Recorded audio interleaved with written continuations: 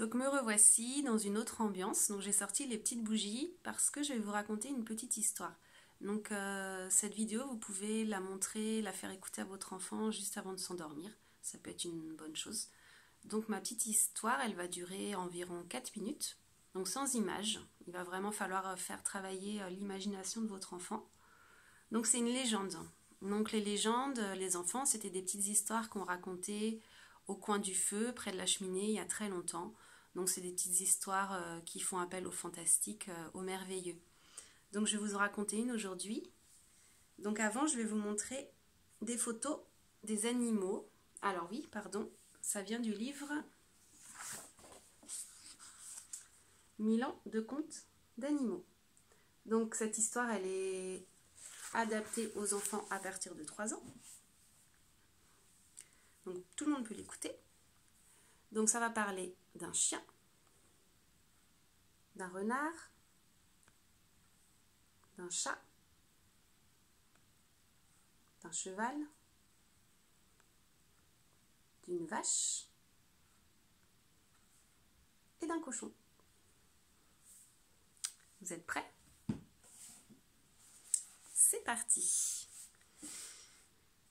Aussi incroyable que cela puisse paraître, il fut un temps où les animaux n'avaient pas de queue. Vous avez bien entendu, pas de queue. Ni le renard, ni l'âne, ni le lapin, ni le chien, ni les autres. Et cela les rendait fort tristes. La vache pensait qu'une queue lui serait bien utile pour chasser les mouches. Et le cheval était bien de son avis. Quant au chien, il aurait bien aimé en avoir une pour montrer sa joie. Imaginez la surprise de tout ce petit monde lorsqu'on annonça qu'une grande fête allait avoir lieu et qu'on allait y vendre, devinez quoi, des queues. « Il faut que j'y sois le premier, pensa le renard. Et il partit ventre à terre, courant plus vite qu'il ne l'avait jamais fait. Il arriva bon premier à la fête. Des queues, il y en avait, oui, et de toutes sortes, des grandes, des minces, des courtes, des longues, sans parler des queues en forme de feuilles, de pompons ou de ficelles, les queues lisses comme le verre ou aussi râpeuses que le bois. C'était merveille de voir cela. Et le renard eut tout loisir de choisir la plus rousse, la plus touffue, en un mot, la plus belle.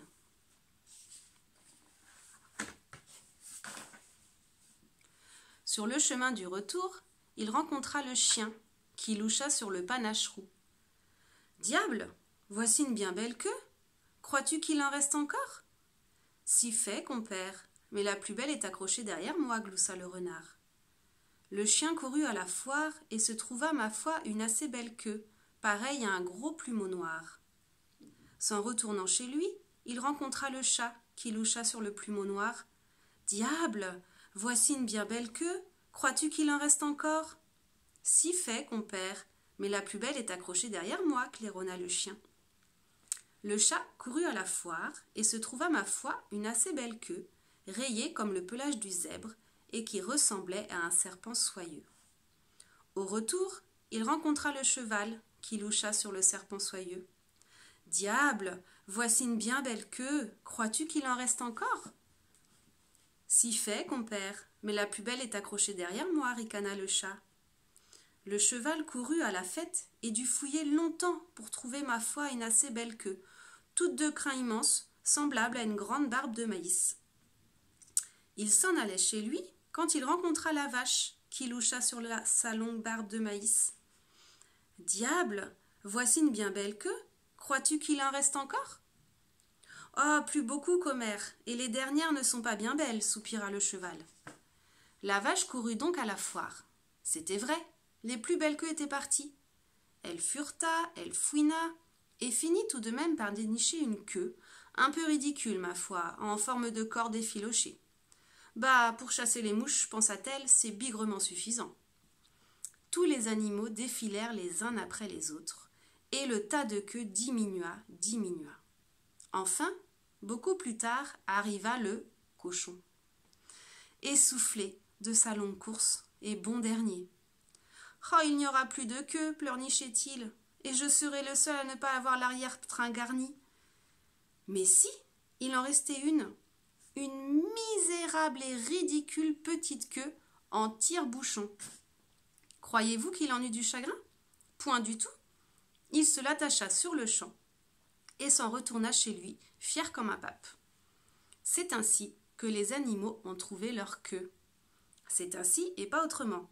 Chat, chien ou cheval, n'essayez pas de leur tirer, elle est solidement attachée. Et je viens de m'apercevoir que j'ai oublié de vous dire le titre. Donc le titre de ma petite légende, c'est « Pourquoi les animaux ont une queue ?» Voilà, demain je vous ferai une autre petite histoire.